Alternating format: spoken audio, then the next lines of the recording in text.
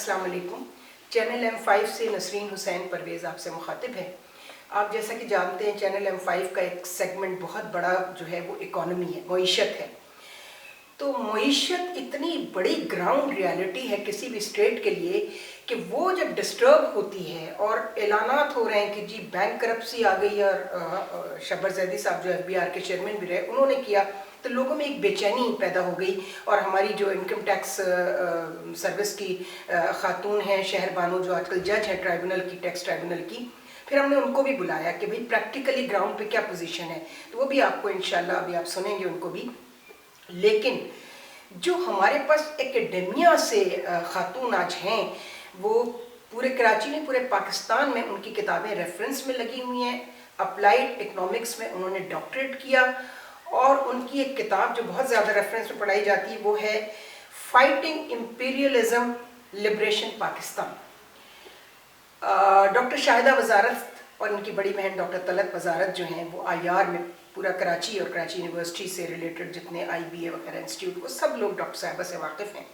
इन्होंने अपना एक थिंक टैंक भी बनाया है और वो उसके लिए काम भी कर रही हैं, और उस थिंक टैंक के रेफरेंस से पूरे पाकिस्तान में उनके मैसेजेस जाते हैं। ये काम बड़ी अनथक मेहनत से, she is a state lover, और बहुत जल्द आप एक वर्कशॉप सेमिनार इस्लामाबाद में हम कवर करेंगे उसको। उसमें डॉक्टर साहिबा will be the key speaker, की नोट इन्हीं का होगा इंशाल्लाह। और मसला क्या है जिस पर बात करेंगी, वो मसला होगा जिस पर इस वक्त नेशनल असम्बली फाइनेंस बिल को स्टेट बैंक के ऑटोनॉमी पर पास नहीं कर रही है नेशनल असम्बली, मिनी बजट से भी रिलेटेड है वो। तो डॉक्टर शाहिदा वजारत हमारे साथ हैं, उनसे हम बात करते हैं। अस्सलाम वालेकुम डॉक्टर साहिबा। वालेकुम अस्सलाम। अच्छा, माशाल्लाह आपका तो इतना बड़ा कद कामत है इकोनॉमी के रेफरेंस से कि मुझे तो पूछते हुए ये हो रहा है कि मुझसे कहीं कोई गलती हो जाए तो आप उसको फिर उस डायरेक्शन में आप मोड़ लीजिएगा जहां आप समझती हैं कि ये सही है। देखिए, आपने बड़ी हिम्मत की और आपने अपने थिंक टैंक के ज़रिए भी और हर जगह आपने मैसेजेस किए। ये जो मसला चल रहा है, IMF एक्सेप्ट नहीं करेगा अगर ऑर्डिनेंस पास होता है तो ठीक है ना, वरना ये करवा लेते कभी का हुकूमत। नेशनल असम्बली पास नहीं कर रही है उस बिल को। स्टेट बैंक का जो है खुद मुख्तारी का बिल, हम उर्दू में इसलिए कहेंगे कि हमारे ज़्यादा नाज़रीन को पता हो कि हो क्या रहा है। उम्मत तो हमारे अवाम जो है वो प्राइस हाइक तक जानते हैं कि कीमतें बढ़ गई, कीमतें गिर गई, चीज़ें महंगी हो गई, मुआशी हालत अबतर है।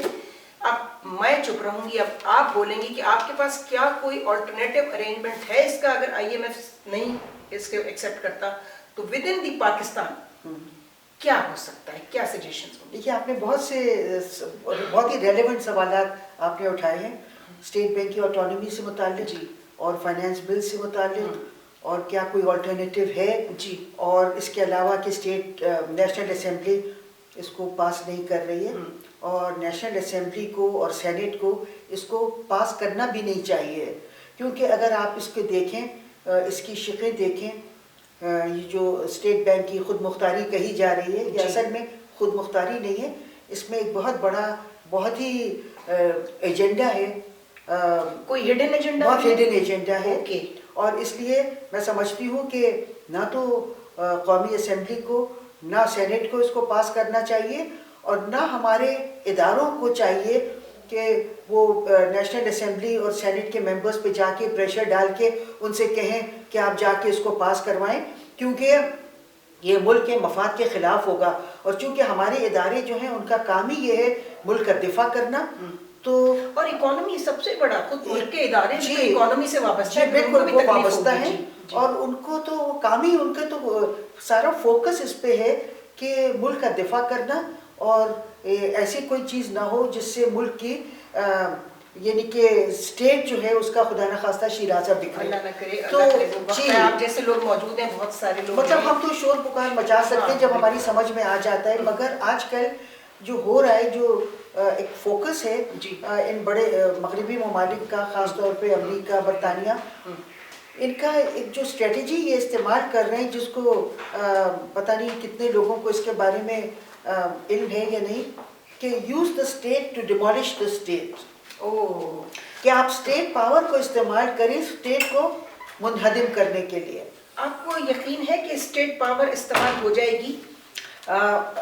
میں امید کرتی ہوں کہ نہیں ہوگی، مگر آپ دیکھیے شروعات ایسے ہی ہوئی ہے کہ یہ بل جو تھا اسٹیٹ بینک کی خود مختاری جس کو کہی جاتی ہے، یہ کیبنٹ میں پیش ہوا اور کیبنٹ میں 5-7 منٹ میں پاس ہو گیا، اور یہ بہت حیرت انگیز بات ہے کیونکہ آپ دیکھیے کہ یہی کابینہ جو ہے، کیبنٹ تو انہیں کی ہے نا جی، جیسے فائنانس کمیٹی نے بھی پاس کیا تو انہیں کی ہے جی، اور اس میں سارے امریکہ اور برطانیہ کی شہری ہیں، ڈول شہری ہیں، اور انہیں یہ بڑی زبردست بات آپ نے بتائی کہ چونکہ وہ جو وہاں کی ڈویل سٹیزن شپ جو ہے وہ آج پتہ چلتا ہے کہ ہمارے لیے کتنی نقصان دہ ہے۔ جی بالکل، اور آپ یہ دیکھیے کہ اسی کابینہ نے ابھی کچھ دن پہلے، کچھ مہینے پہلے وہ پاس کیا تھا ایک کہ KPK میں پینشنز ختم کر دی جائیں کیونکہ ملک کے پاس پیسے نہیں ہیں۔ جی، اور آپ دیکھیے کہ یہ جو ہوتی ہیں پینشنز، یہ کتنی ہوتی ہیں؟ 5,000 7,000 10,000 15-20 ہزار، مگر انہوں نے کہا پیسے نہیں ہیں۔ مگر آپ دیکھیے یہ جو خود مختاری جس کو کہی جا رہی ہے اسٹیٹ بینک کی، اس کی جو تنخواہ انہوں نے اسٹیٹ بینک کے گورنر کی تجویز کی ہے اور جس کو کابینہ نے 5-7 منٹ میں پاس کر دیا، وہ 1,50,00,000 روپے اسٹیٹ بینک کے پر منتھ۔ جی، کیونکہ انہوں نے کہا ہے 1,30,00,000 روپے وداؤٹ بینیفٹس، اور اگر آپ اس میں بینیفٹس ڈال دیں تو آپ کے 1.5 کروڑ روپیہ آرام سے بچ جائے گا مہینے کا۔ اور اس کے علاوہ 3 ڈیپٹی گورنرز بھی ہوں گے۔ 3 ڈیپٹی گورنرز کی تنخواہ کم سے کم 1 کروڑ روپے تو ہوگی، جب گورنر کی 1.5 کروڑ ہے۔ جی بالکل۔ تو آپ دیکھیے کہ کابینہ نے 5-7 منٹ میں اس کو اپروو کر دیا، اور پاکستان کے جو غریب لوگ ہیں ان کی پینشن کو وہ کہہ رہے کہ پیسے نہیں دیں۔ یہ بات لوگوں کو سمجھ آئے گی کہ پینشن بند ہوگی، لیکن وہ بات سمجھ نہیں آئے گی لوگوں کو کہ کیبنٹ نے یہ بل پاس کر دیا جو نہیں کرنا چاہیے۔ جی ٹھیک ہے، تو یہ میں کہہ رہی تھی کہ یہ use the state to demolish the state والی بات ہے کہ یہ پہلا یہ اسٹیٹ کا ایک فنکشنری ہے کابینہ، اس سے پاس ہو گیا۔ اب یہ کوشش کر رہے ہیں کہ پارلیمنٹ سے پاس کروانے کی، اور پارلیمنٹ نے ابھی تک نہیں وہ کیا ہے۔ میں آپ کو بتا دوں یہ پارلیمنٹ بھی ایسی ہے ہماری اپوزیشن کہ ضد میں نہ کریں، لیکن اگر یہ گورنمنٹ میں ہوتے تو یہ بھی کرتے تھے۔ جی ہاں، میں نے دیکھا ہے کہ اپوزیشن میں بہت بہتر سٹانس ہوتا ہے اپوزیشن پارٹیز کا، اصل بہت محب وطن سٹانس ہوتا ہے۔ اور اب میں سمجھتی ہوں کہ وہ جو بھی کرتے، مگر فی الحال میں ان سے امید رکھتی ہوں کہ وہ ملک کے مفادات کے ساتھ کھڑے رہیں گے۔ ہم دعا کریں گے کہ اللہ کرے وہ کسی اچھی بات پر، کسی اسٹیٹ کے حق میں جو اس پر اڑ جائیں، بالکل ہونے نہ دیں پاس اس کو۔ اور دوسرے میں یہ بھی توقع کرتی ہوں اپنے اداروں سے کہ ہمارے ادارے جو ہیں وہ بہت محب وطن ہیں، جی، اور ان کی جو سٹیکس ہیں وہ اسٹیٹ آف پاکستان کے ساتھ ہیں، بالکل، کیونکہ پاکستان کی اسٹیٹ ان کو تنخواہیں دیتی ہے، اور جب تک اللہ تعالیٰ قائم رکھے اسٹیٹ کو، جب تک ملک ہے تو ان کو تنخواہیں ملتی رہیں گی۔ بالکل، تو اس لیے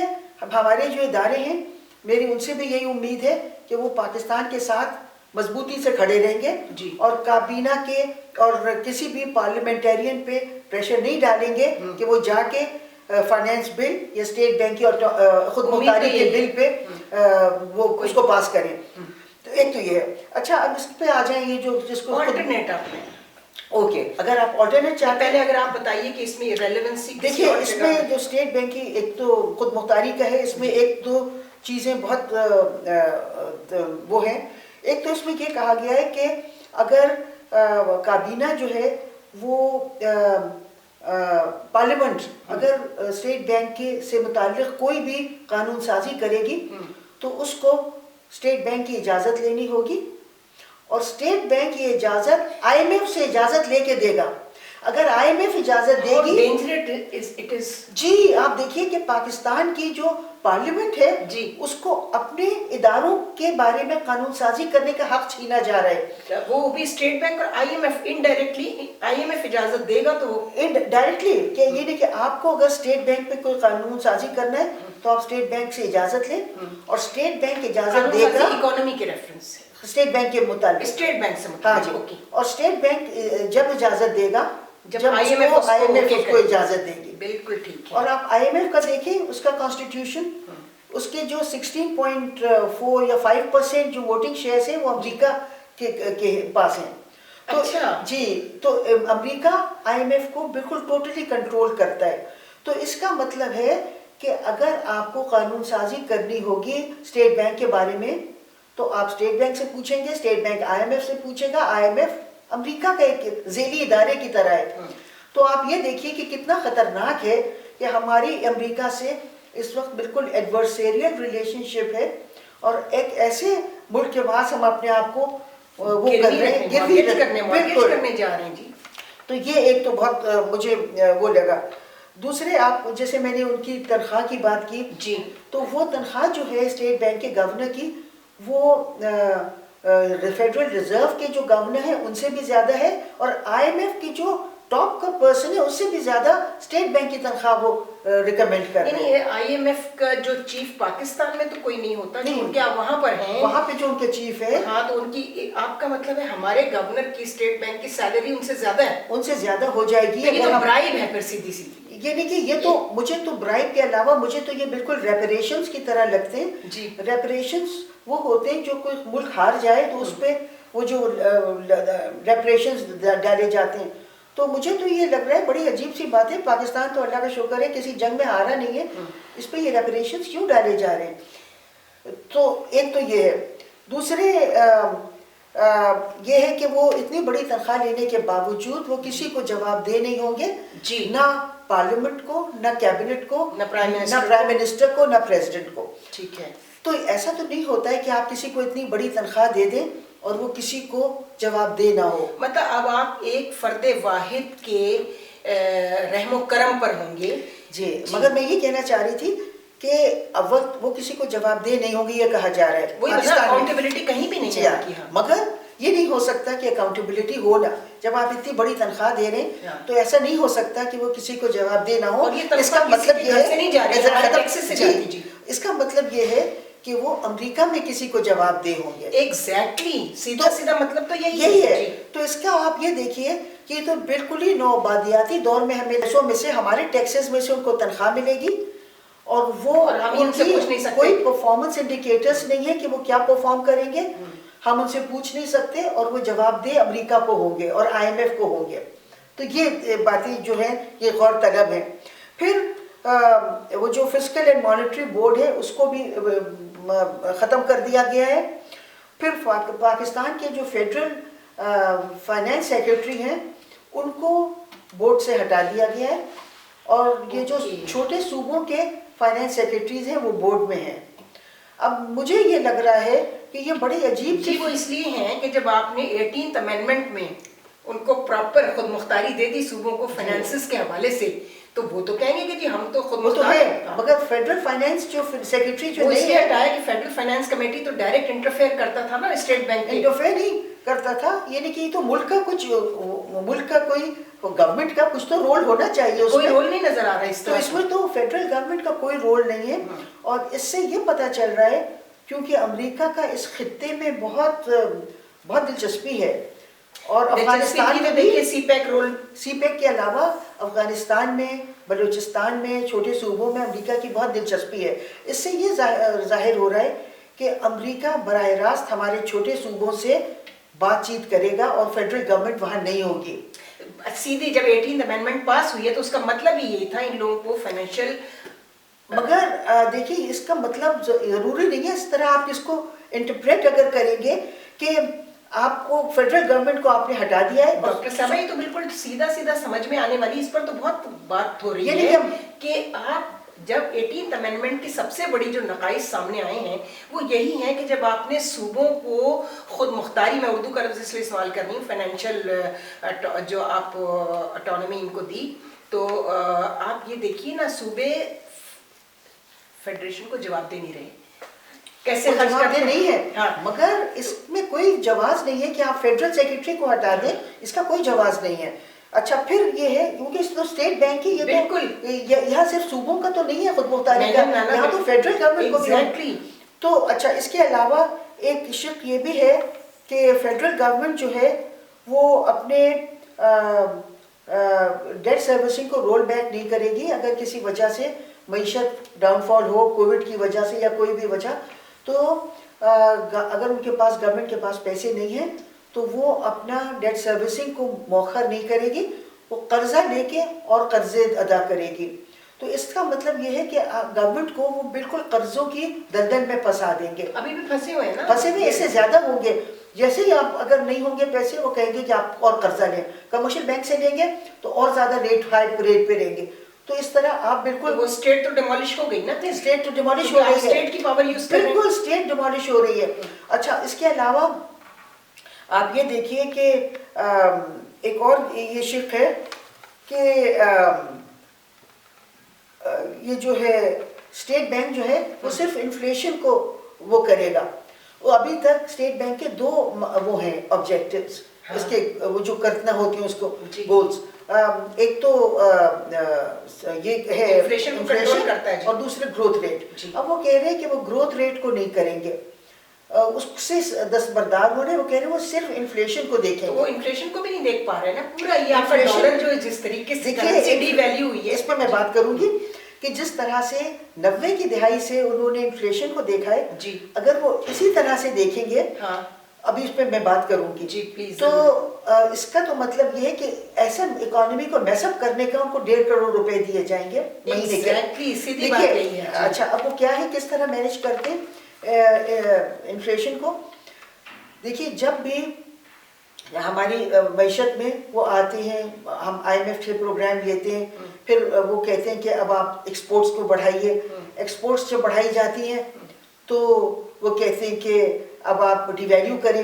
ڈی ویلیو کرتے ہیں تو انفلیشن ہوتا ہے. انفلیشن ہوتا ہے تو وہ کہتے ہیں اب آپ لینڈنگ ریٹ کو بڑھا دیں.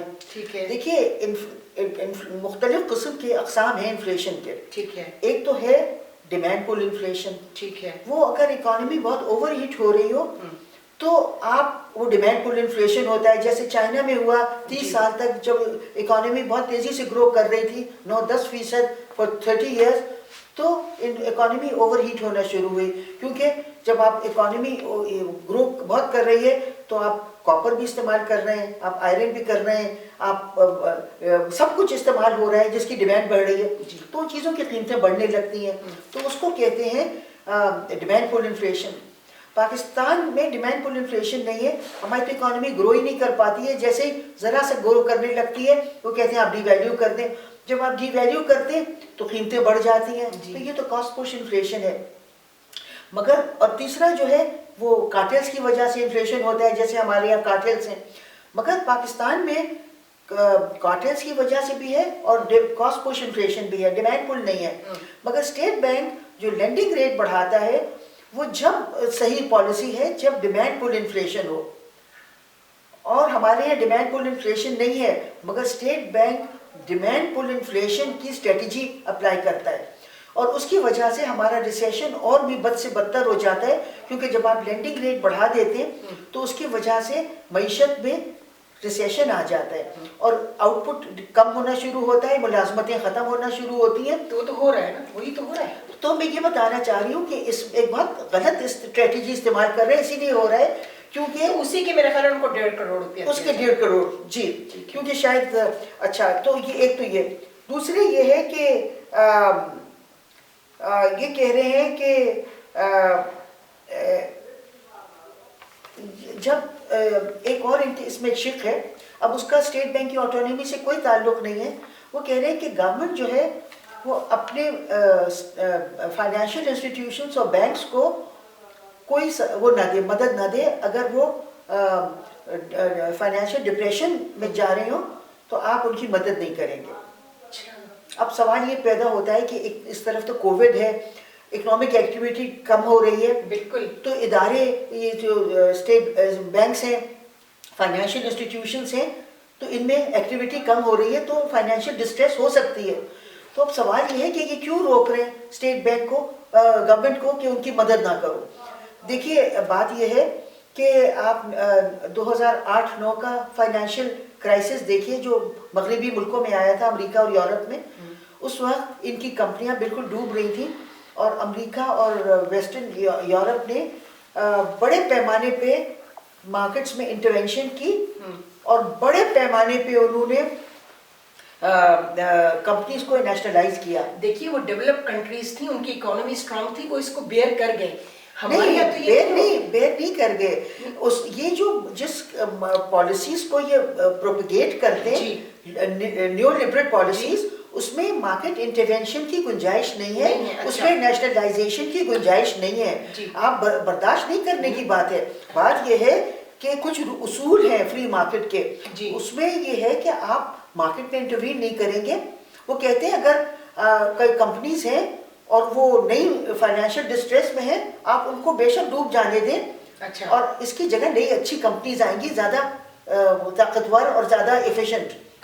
تو ان کی پالیسی کے خلاف ہے مارکیٹ میں انٹروین کرنا, انہی کی اپنی پالیسی جو وہ پروپیگیٹ کرتی ہے.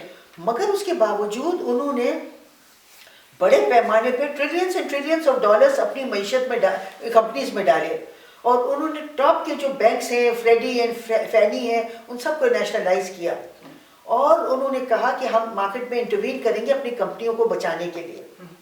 مگر وہ پاکستان کی گورنمنٹ سے کہہ رہے ہیں کہ آپ مارکیٹ میں انٹروین نہیں کیجیے گا, ان کو فائنینشیل ڈسٹریس میں ہو تو ان کو یہ تو اسٹریٹ اوے بلیک میلنگ ہے. کہ دیکھیے یہ اس کا آپ دیکھیے سمجھیے کرنا کیا چاہ رہے ہیں. یہ کرنا یہ چاہ رہے ہیں کہ اگر پاکستان کی گورنمنٹ اپنے فائنینشیل سیکٹر کو نہیں وہ کرے گی تو وہ کولیپس کر جائیں گے. جب وہ کولیپس کر جائیں گے تو ان کی جگہ فارن بینکس لے لیں گے. جب فارن بینکس ان کی جگہ لے لیں گے تو پھر گورنمنٹ کو اگر سی پیک سے متعلق کوئی خرچے کرنا ہوں گے تو وہ جو اپنا کاؤنٹر پارٹ فنڈز ڈالنے ہوں گے, اس کے لیے آپ کے پاس آپ کے ادارے ہی نہیں ہوں گے, بینکس یا فائنینشیل انسٹیٹیوشنز تو ختم ہو جائیں گے, تو وہ ہوں گے نہیں, تو آپ کہاں سے اپنے سی پیک کو چلائیں گے؟ کیونکہ سی پیک میں چائنا ڈالے گا پیسے, مگر کچھ تو آپ کو بھی ڈالنے ہوتے ہیں. چائنا تو ڈال بھی چکا ہے, جی وہ تو ڈال چکا ہے, مگر اب جو فیز 2 جب شروع ہو گیا تو اس میں آپ کو بھی اپنے کچھ ڈالنے ہوں گے, اس کے بدلے پھر چائنا اپنا اتنے پرسنٹیج ڈالے گا, مگر وہ آپ کر نہیں سکیں گے کیونکہ جو آپ کے بینکس ہوں گے, فارن بینکس, ویسٹرن بینکس, وہ اپنے ہیڈ آفس سے پوچھیں گے کہ ہم ان کو سی پیک کے لیے دے دیں, وہ منع کر دیں گے کیونکہ مغربی ملکوں نے سی پیک کے خلاف ایک بہت بڑا ان کے وہ کیا ہے, تو اس طرح وہ سی پیک کو رول بیک کرا دیں گے. ایک بار کسی حد تک انہیں کامیابی حاصل ہوگی. جی ہاں, اسی لیے انہوں نے جنرل عاصم باجوہ کو اسکینڈلائز کرایا, جو اچھا خاصا رن کر رہے تھے, سب کچھ ہوا. میں بھی اس پہ نہیں جاتی کہ جی ہاں پھر ڈائگریشن ہو جائے گا تھوڑا. مگر اس کے علاوہ پھر ہمارے جو کچھ ہماری دلچسپیاں ہیں کہ ہم اپنے ریجن سے انٹیگریٹ کریں, تو وہ بھی نہیں کر پائیں گے کیونکہ ان بینک سے ہم پوچھیں گے وہ ہمیں پیسے نہیں دیں گے. تو یہ ساری باتیں ہیں جو میرے تحفظات ہیں خود مختاری کے اسٹیٹ بینک. آپ نے اپنی ریزرویشنز کو منسٹری آف فائنینس کو ریٹن بھی بھیجا ہے کچھ؟ جی میں نے پرائم منسٹر صاحب کو ایک خط لکھا تھا. وہ تو پڑھتے ہیں, ان کو پتہ ہی نہیں کیا ہو رہا ہے. منسٹر فائنینس صاحب کو میں نے منسٹر آف فائنینس کو بھی بھیج دیا, پرائم منسٹر کو بھی بھیج دیا, اور میں نے بہت سے اور ایڈوائزر اسد عمر صاحب جو مین کرتا دھرتا سمجھے جا رہے ہیں, ان کو بھی بھیج دیا, اور میں نے بہت سے لوگوں کو بھیجا ہے. اچھا اب ڈاکٹر صاحبہ, اب اس کا جس طرح لوگوں کو اس بات پر قائل کرنے کی کوشش کی جا رہی ہے کہ یہ ہماری مجبوری ہے تو ہمیں کرنا ہی کرنا ہے کیونکہ ہمارے پاس کوئی آلٹرنیٹو نہیں ہے, آپ بتائیے اس کا آلٹرنیٹو کیا ہے؟ دیکھیے ایک تو آپ یہ دیکھیے کہ یہی طریقہ ہے جب آپ کی معیشت کو وہ تباہ کرتے ہیں, تو یہی کہتے ہیں کہ صرف ایک طریقہ ہے, وہی آپشن ہے. میں نے یہ کیا کئی سال سے, میں یہ کر رہی تھی کہ جب بھی کوئی نئی حکومت آتی تھی تو میں ان کو ایک وہ آرٹیکل کوئی چھپوا لیتی تھی کسی ٹاپ کے لیڈنگ اخبار میں, ٹاپ وہ کہ میں کہتی تھی کہ why I M F is not an option, I M F کے پاس آپ نہ جائیں. آپ سوری میں آپ کو بات قطع کلامی ہوتی اسی سے ریلیٹڈ پوچھ رہی ہوں. جیسے آپ نے کہا کہ بڑے اخبار میں آرٹیکل لکھوا لیں گے کسی, جو کیا میڈیا کا رول اس میں پازیٹیو جا رہا ہے اسٹیٹ کے حق میں؟ دیکھیے میڈیا کا رول, میڈیا کا رول پہلے 90 کی دہائی میں بہت پازیٹیو تھا. آج کے میں بتا رہی ہوں آپ کو, میں جو آرٹیکلس لکھتی تھی لیڈنگ اخباروں میں چھپتے تھے, اور وہ انہی سارے آرٹیکلس کو جمع کر کے میں نے یہ کتاب میں لیڈنگ نیوز پیپر میں اس کا نام بتا رہا ہے, فائٹنگ امپیریلزم کا تو مطلب ہی یہی ہے. جی تو 90 کی دہائی تک تو یہ تھا, مگر آج یہ صورتحال ہے کہ جو ہمارے اخبارات ہیں اور الیکٹرانک میڈیا ہے اور پرنٹ میڈیا ہے, اگر آپ پاکستان کے مفاد میں کچھ کریں تو نہیں چھاپتے. میرے تو شاید نام سے پابند زیادہ پاورفل جو ہے وہ الیکٹرانک میڈیا اس وقت, اس لیے کہ وہ جی ہاں لٹریسی ریٹ اتنا پیتھیٹک ہے. تو اس پہ کیا پوزیشن ہے؟ اس پہ یہ ہے کہ چند ایک چینلز ہیں جو پاکستان کے مفاد کے لیے کر رہے ہیں کام, اور وہ بلا بھی لیتے ہیں مجھے بھی, مگر ورنہ زیادہ تر جو چینلز ہیں وہ وہی کرتے ہیں جو ان کو باہر سے آرڈرز ملتے ہیں، مگر چند ایک ہیں جو واقعی محب وطن ہیں. میں نے اس میں محمد مالک کا بڑا اچھا، ہم ٹی وی سے ان کا بڑا اچھا، مجھے کیپٹل ٹی وی کا بہت اچھا رول ہے، پاکستان ٹوڈے میں. اچھا نہیں، میں الیکٹرانک میڈیا کی بات جی میں بھی الیکٹرانک میڈیا کی بات کر رہی ہوں. پاکستان ٹوڈے ایک پروگرام ہے ان کا ہے، یہ جیو کا بھی ہے، منصور اعظم قاضی کا ہے، منصور قاضی کا ہے. اور اس کے علاوہ کچھ چینلز ہیں، سچ ٹی وی ہے. اور اب یہ تو وہ ہے جو زیادہ دیکھے نہیں جاتے.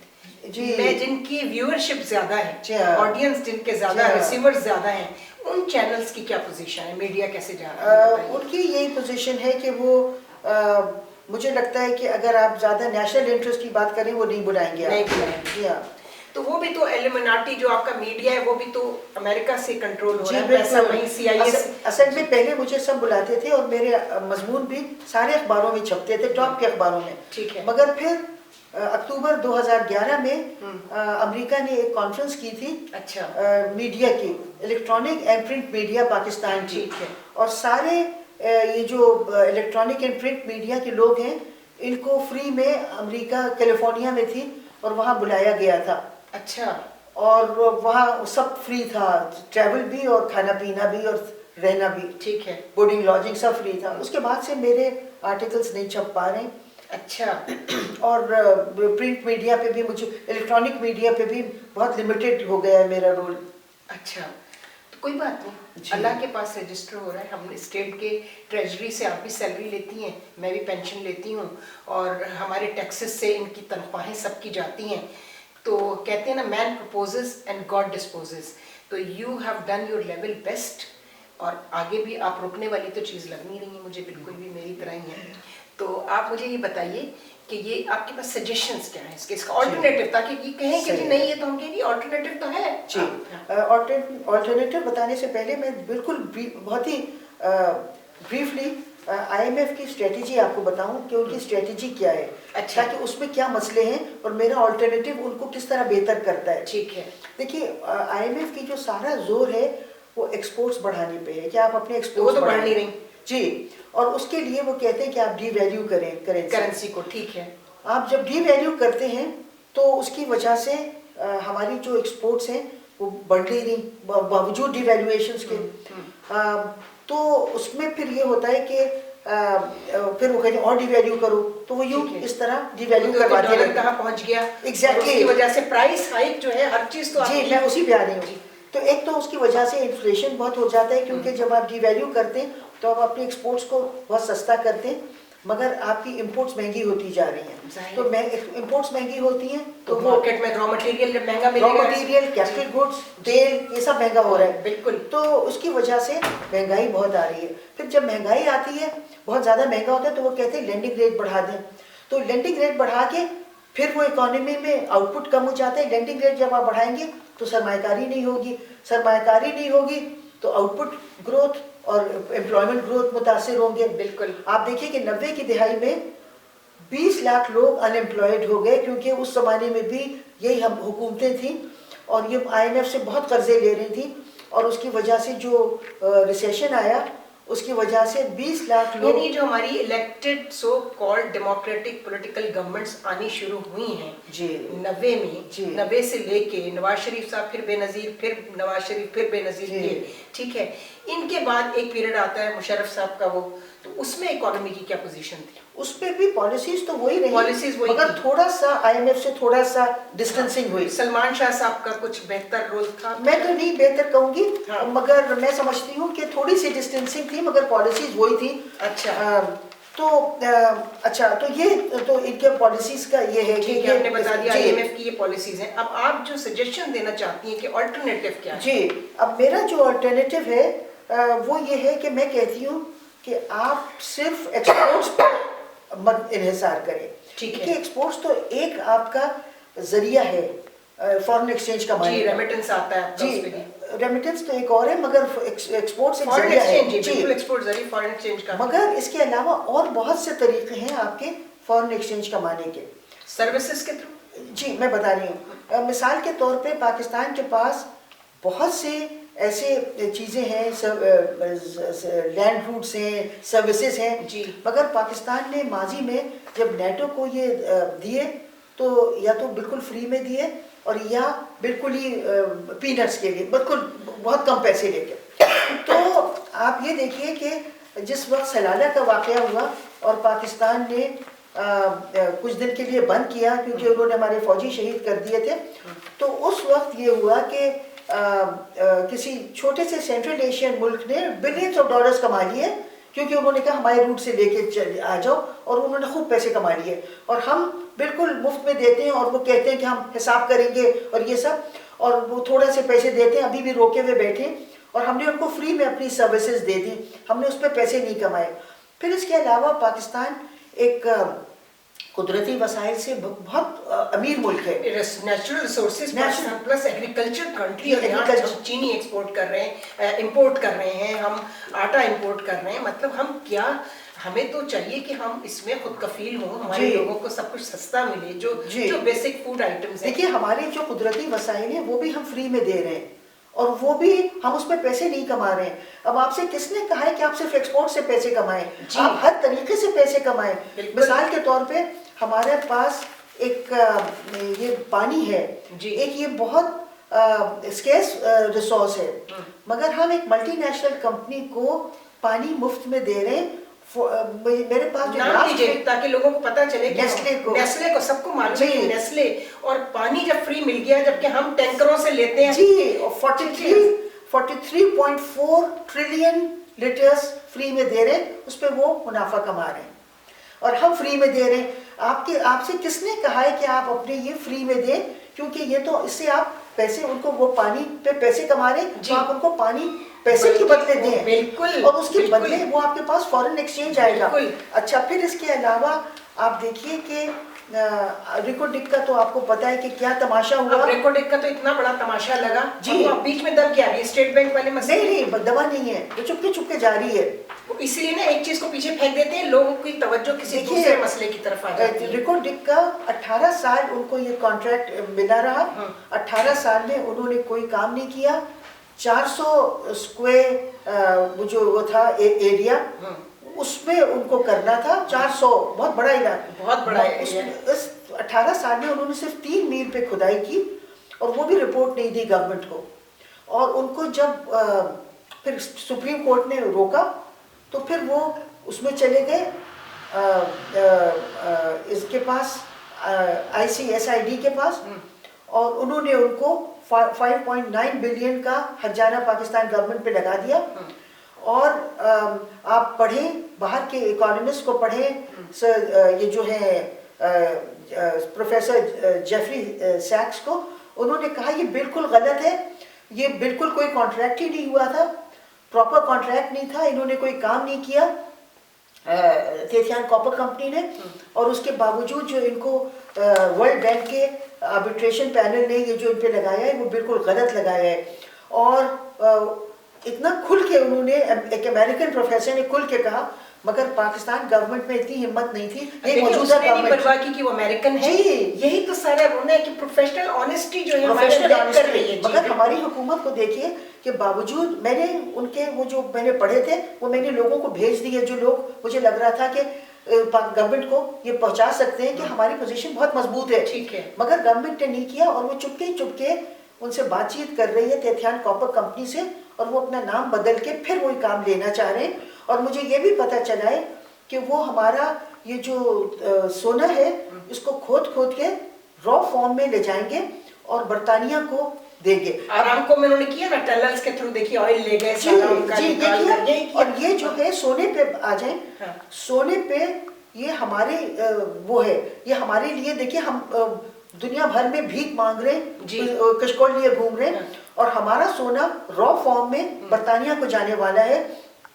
کیونکہ عمران خان کی برطانیہ سے کچھ وابستگی ہے، تو وہ جو کمپنی ہے ان کی وابستگیاں بہت کھل کر بہت جگہوں سے سامنے آ رہی ہیں. پہلے ہم سمجھتے تھے بہت محب وطن. جی ان کی وابستگی جو ہے برطانیہ سے، تو وہ برطانیہ کو ایک دولت مند ملک کو اور دولت مند بنانے کے لیے ہمارا سونا وہاں جائے گا، اور ہم بھیک مانگتے رہیں گے ہمیشہ ایک کشکول لیے ہوئے. تو یہ میں بتا رہی ہوں کہ ہم اس طرح سے میں اس ایریا میں کام کرتی ہوں، natural resources conflict and growth پہ. اچھا جی، اور میں نے آپ نے جو آپ پڑھیں اس لٹریچر کو تو آپ کو پتہ چلتا ہے کہ کون سے ملک ہیں جہاں یہ قدرتی وسائل بدبختی لے کے آتے ہیں، اور اس میں بہت سی چیزیں ہیں، اور ایک یہ ہے کہ اللہ نے تو آپ کو نواز دیا ہے، جی لیکن بالکل. آپ اللہ کا شکر ادا کرنا یہی ہے کہ آپ اس پہ کام کریں. جی، اس میں یہ ہے کہ اگر آپ اس کو قدرت را فارم میں ایکسپورٹ کریں گے تو وہ آپ کے لیے بدبختی لے کے آئے گا، اور جس طرح ہم کرتے ہیں کہ ہمارا را مٹیریل اگر وہاں چلا گیا تو وہ تو اس سے بن جائیں. جی، اور اسی طرح سینڈک میں بھی جو چائنا کو ہم دیتے ہیں وہ بھی را فارم میں دیتے ہیں. تو جب آپ کسی ملک کو کسی بھی کو کمپنی کو یا ملک کو کوئی بھی نیچرل ریسورس را فارم میں دیں گے تو آپ کے ملک میں خوشحالی نہیں آئے گی، کیونکہ آپ کے وہاں لوگوں میں ایک یہ ہوگا سینس آف ایکسکلوژن ہوگا. اور اس کے علاوہ اگر آپ اس سونے کو یہاں صنعتیں لگائیں اور یہاں پہ تو وہاں ملازمتیں ہوں گی تو انکمز جنریٹ ہوں گی تو خوشحالی آئے گی. مگر ہم ایک دولت مند ملک کو اور امیر بنانے کے فکر میں، اور عمران خان جن کو اس ملک کے لوگوں نے مینڈیٹ دیا تھا کہ وہ پاکستان کے لیے کچھ کریں، ان کی پاکستان کی طرف کوئی توجہ نہیں ہے، بالکل، بلکہ امریکہ اب وہ یہ سمجھتے ہیں کہ ان کی جو بلیسنگز ہیں امریکن کی، اس سے ان کی گورنمنٹ کنٹینیو کر سکتی ہے. تو وہ ان کے لیے کر رہے ہیں.